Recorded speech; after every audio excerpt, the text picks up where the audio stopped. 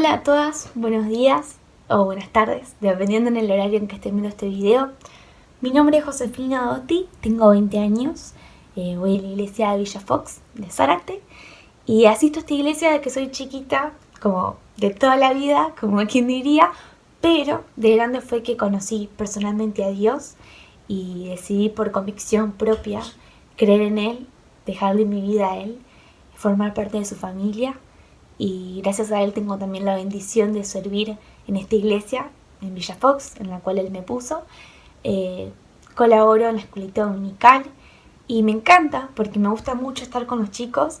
Me gusta mucho, aunque sea por unos minutos, hablar con ellos y intentar ponerme en la mentalidad de ellos o intentar recordar cuál era mi perspectiva de las cosas a su edad.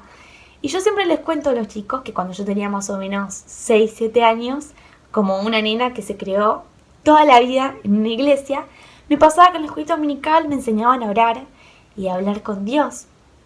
Pero después, cuando estaba en compañía de gente más grande que yo, al momento de orar, que yo los escuchaba orar a ellos, escuchaba que por ahí usaban palabras difíciles para mí o expresiones que yo no conocía.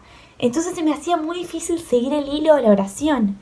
Y yo misma pensaba que el orar, el hablar con Dios, era algo que era para gente más grande, porque para mí era como algo tan difícil que yo hasta pensaba, no, mejor orar, hablar con Dios, o si tengo una situación que quiero dejar en manos de Dios, eso es para cuando sea más grande. Ahora que soy chiquita, no, porque claro, yo escuchaba a todo el mundo que oraba de una forma que para mí era muy difícil, entonces yo pensaba que era para gente más grande. Y de grande me di cuenta que en realidad la oración es para todos, para chicos y para grandes. Que en realidad lo que importa en la oración no son las palabras que usamos o las expresiones que usamos cuando hablamos con Dios, sino que lo importante es la forma en la que nos expresamos con Dios. Y a mí me encanta mucho pensar en esto, ¿no? En este concepto que acompaña la vida cristiana. Muchas veces pensamos que para tener una relación con Dios tenemos que ser de tal o cual forma, nos armamos toda una estructura. Y en realidad, el buscar a Dios, el tener una relación con Dios, no es algo complicado, es algo sencillo. Nadie dice que sea fácil, pero sí es sencillo. Y este concepto de la fe en Dios, de la vida cristiana, que es algo sencillo, es algo que se habla en un libro que leí hace un tiempo. Si a alguno le gusta leer, disfruta mucho de la lectura, se los recomiendo, se llama Una fe sencilla y es de Charles Swindoll. Si alguna sabe inglés y pronuncié mal, sepan disculparme, pero es un libro muy lindo y se los recomiendo por si a alguna le interesa. El título se llama Una fe sencilla. Y la Biblia está llena de historias de personas que nos demuestran que la fe en Dios tiene que ser sencilla. Pero hay un libro en particular que a mí me gusta en lo personal mucho, es el libro de Hechos.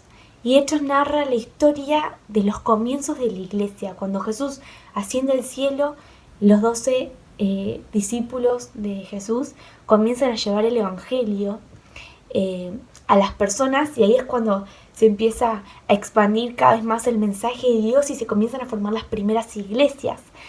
Y estas personas, estos primeros cristianos, estos primeros seguidores de Cristo, demuestran una fe tan hermosa que a mí me encanta leer este libro y tomarlos como ejemplo y inspirarme en ellos, si se puede decir así, ¿no?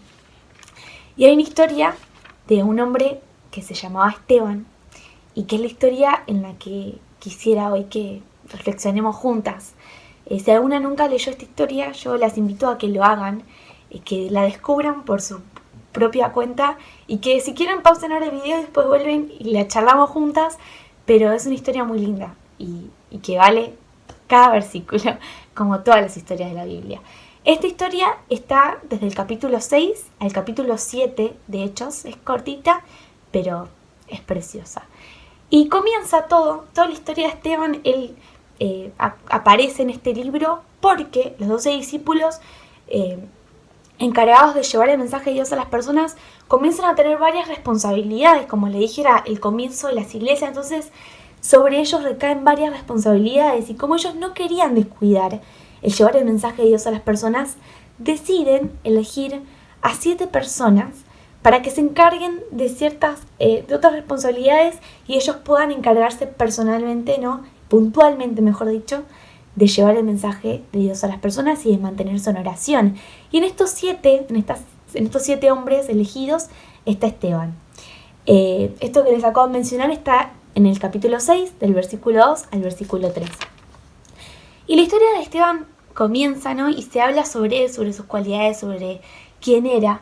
En el versículo 8 del capítulo 6 se dice que Esteban era un hombre lleno de la gracia y del poder de Dios, que hacía grandes prodigios y señales milagrosas entre el pueblo. Y en el versículo 10 se sigue diciendo de Esteban que nadie podía hacerle frente a la sabiduría ni al espíritu con que él hablaba. Entonces, claro, había ciertas personas que mucho no les gustaba a Esteban y que querían frenarlo, pero no le podían hacer frente, no había cómo hacerle frente a Esteban. Entonces, decidieron como juntar a un par de personas que incitaron para que sean falsos testigos. Estas personas comenzaron a decir que Esteban al hablar blasfemaba, es decir, que hablaba en contra de Moisés y en contra de Dios. Esto era mentira, pero se lo inventaron para que haya algún pretexto para ir en contra de Esteban. Y así es como Esteban es llamado ante el consejo que estaba integrado por ancianos y por maestros de la ley. Y estas personas que querían ir en contra de Esteban, como que empezaron a alborotar a todo el pueblo, a todos los ancianos, a todos los maestros de la ley, para que vayan en contra de Esteban. Y cuando Esteban está frente al consejo, en el versículo 1 del capítulo 7, le preguntan, ¿son ciertas estas acusaciones? Y Esteban, ante esta pregunta, contesta de una forma muy particular, porque él comienza a narrar la historia de personajes muy conocidos, tanto como para ellos como también seguramente para nosotras. Esteban comienza a narrar la historia de Abraham, de Isaac, de Jacob, de José, y después continúa hablando sobre el pueblo de Dios y continúa hablando sobre Moisés, sobre Josué, habla un poco sobre la vida de David, de Salomón, como que hace un repaso, ¿no? En la vida de estos personajes como de mucha relevancia del Antiguo Testamento. Cuando termina de hablar de todos ellos, en el versículo 52, Esteban termina su discurso con esta pregunta: ¿a cuál de estos profetas no persiguieron sus antepasados? Y como lo dice la Biblia misma, Esteban tenía una sabiduría para hablar muy linda, la verdad que muy linda de leer también. Verdaderamente fue Dios quien lo utilizó y quien le dio las palabras, porque con esto Esteban estaba identificándose a sí mismo con todo este grupo de hombres muy conocidos del Antiguo Testamento que buscaron arar a Dios, que buscaron llevar a Dios a través de su palabra y a través también de su testimonio. Y siempre, en todas estas historias hay un patrón repetido, que quien busca agradar a Dios siempre tiene a alguien que se le ponga en contra. Y Esteban estaba diciendo como, sí, ya me imaginé que esto iba a pasar en algún momento, porque no hay nadie que busque a Dios y que no tenga quien le haga la contra, por así decir. Cuando Esteban termina, ¿no?, con esta pregunta, versículo 52, con esta pregunta de ¿a cuál de estos profetas no persiguieron sus antepasados?, dice que todas las personas que estaban ahí se enfurecieron, pero a tal punto se enfurecieron de que se abalanzaron sobre Esteban y se lo llevaron a las afueras de la ciudad porque estaban decididos a apedrearlo.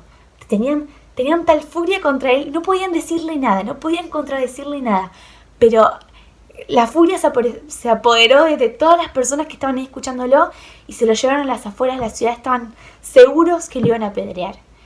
Y en este momento, cuando las personas, al terminar de escuchar a Esteban, se enojan, se enfurecen, en el versículo 55 dice: pero Esteban, lleno del Espíritu Santo, fijó la mirada en el cielo y vio la gloria de Dios y a Jesús de pie a la derecha de Dios. Veo el cielo abierto, exclamó, y al Hijo del Hombre de pie a la derecha de Dios. Este versículo refleja el testimonio hermoso que tenía Esteban, que aún hoy en día a nosotras nos ayuda y nos anima a poder tener esta fe que él tenía en Dios y esta comunión que él tenía con Dios. Y en el versículo 59 continúa el relato diciendo: mientras lo apedreaban, Esteban oraba y decía lo siguiente: Señor Jesús, recibe mi espíritu. Luego cayó de rodillas y gritó: Señor, no les tomes en cuenta este pecado. Cuando hubo dicho esto, murió. Acá termina la historia de Esteban. Esto es todo lo que se nos cuenta sobre él. Sin embargo, una historia que es narrada en solo 2 capítulos nos puede impactar un montón. Y a mí esta historia en la particular me encanta. Yo sé que por ello no la supe explicar del todo bien, pero las animo una vez más a que ustedes, al terminar de escuchar este video, puedan sentarse y leerla por ustedes mismas y que Dios les hable de forma personal, porque es una historia hermosa, es un testimonio hermoso y que justo a mí me recuerda mucho a que cuando nosotros estamos en comunión con Dios, cuando nuestra vida verdaderamente está cerca de Dios, nuestro corazón está cerca de Dios, nosotras lo reflejamos, inconscientemente lo reflejamos con nuestro testimonio, lo reflejamos con el fruto que damos. Y si estamos cerca de Dios, el fruto que damos es el fruto que proviene del Espíritu de Dios. Cuando estamos cerca de Dios, con nuestra vida demostramos amor, gozo, paz, paciencia, benignidad, bondad, fe, mansedumbre y templanza. Y justo este tema, el fruto del Espíritu, es el tema que estamos aprendiendo con los niños en la escuelita dominical. Y el sábado pasado nos tocó aprender sobre el gozo. Y saben, el gozo lo relacionamos mucho con la alegría, y es cierto porque tiene que ver mucho con la alegría. Pero la alegría es un sentimiento esporádico, un sentimiento que se apodera a nosotras cuando estamos en una situación que nos genera alegría, cuando estamos en una situación que verdaderamente nos pone felices. Pero en cuanto esa situación se termina, o en cuanto pasamos por circunstancias que quizás no son tan alegres, la alegría se va. Pero en cambio, el gozo, esta parte del fruto del Espíritu que se ve reflejada en nuestras vidas cuando estamos cerca de Dios, el gozo no depende de las circunstancias como la alegría. El gozo depende de Dios. El gozo, como dice un librito que tengo acá, el gozo es la satisfacción del corazón por estar en armonía con nuestro Creador. Y hay una canción que a mí me encanta y que la letra está muy relacionada con esto, con la historia de Esteban, con tener una fe sencilla, con que esto no se trata de estructuras o de aprenderse algo de memoria, esto se trata de vivir a Dios. El poder tener este gozo que sobrepase todas las circunstancias, el poder tener la paz que solo Dios nos puede dar, el poder tener el amor que Esteban tenía, que aún así siendo apedreado, su última oración fue: Señor, por favor no le tengas en cuenta este pecado. El poder estar llenos de todas las cualidades que vienen con el fruto del Espíritu depende de que nuestra vida, de que nuestro caminar esté cerca de Dios. Y hay una canción que a mí me encanta, que me hace pensar mucho en todo esto que estuvimos hablando. Esta canción se llama Construiré mi vida. Y una partecita de la canción dice: construiré mi vida en tu amor. Allí estoy seguro. Mi confianza está en ti y no seré movido. Esta canción se las quiero compartir. Y yo sé que por ahí mi forma de expresarme o mi forma de reflexionar en esto no fue la mejor. Espero que de alguna forma, aunque sea chiquita, Dios me haya utilizado para poder reflexionar en algo juntas y poder compartir este tiempito juntas. Y antes de terminar todo, como dice Pablo en Filipenses 3:12, no es que ya lo haya conseguido todo o que ya sea perfecto. Sin embargo, sigo adelante esperando alcanzar aquello por lo cual Cristo Jesús me alcanzó a mí. Este es como el lema, ¿no?, de esta serie de reflexiones proseguir a la meta, no importa las circunstancias por las que estemos pasando. Dios sabe cuál es nuestra realidad. Dios sabía cuál era la situación de Esteban. Sin embargo, lo llenó de su amor, lo llenó de su paz, lo llenó de su gozo, lo llenó de su benignidad. Y Dios también quiere llenarnos de todas estas cualidades y frutos del Espíritu a nosotras. Así que, ante todo, lo importante es mantenernos firmes, fieles a Dios, saber que la fe en Dios no es algo complicado, es algo sencillo, no es fácil, pero es sencillo. Ante todo, proseguir a la meta, para alcanzar aquello por lo cual Cristo Jesús nos alcanzó a nosotras. Ahora, para terminar, les dejo esta canción. Espero que les guste mucho la letra. Adiós.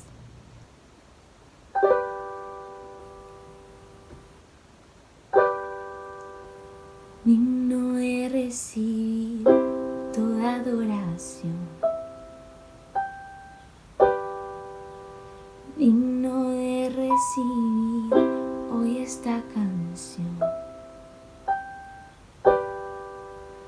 digno de entregarte mi corazón, vivo por ti.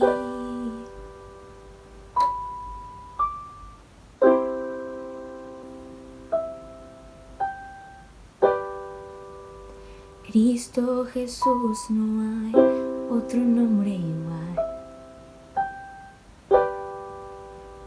Cristo, no hay nadie más que pueda salvar.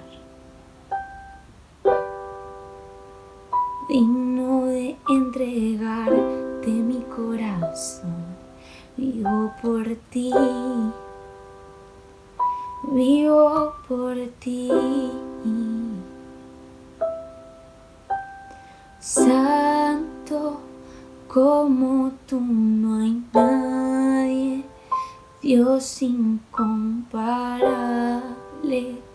Abres tú mis ojos, Cristo, quiero conocerte más y ser llena de ti hoy y llevar tu amor al mundo. Construiré mi vida en tu amor. Ahí estoy segura, mi confianza está en ti, Señor, y no seré movida. Santo como tú no hay nadie, Dios incomparable. Abres tú mis ojos, Cristo, quiero conocerte más y ser llena de ti hoy y llevar tu amor al mundo.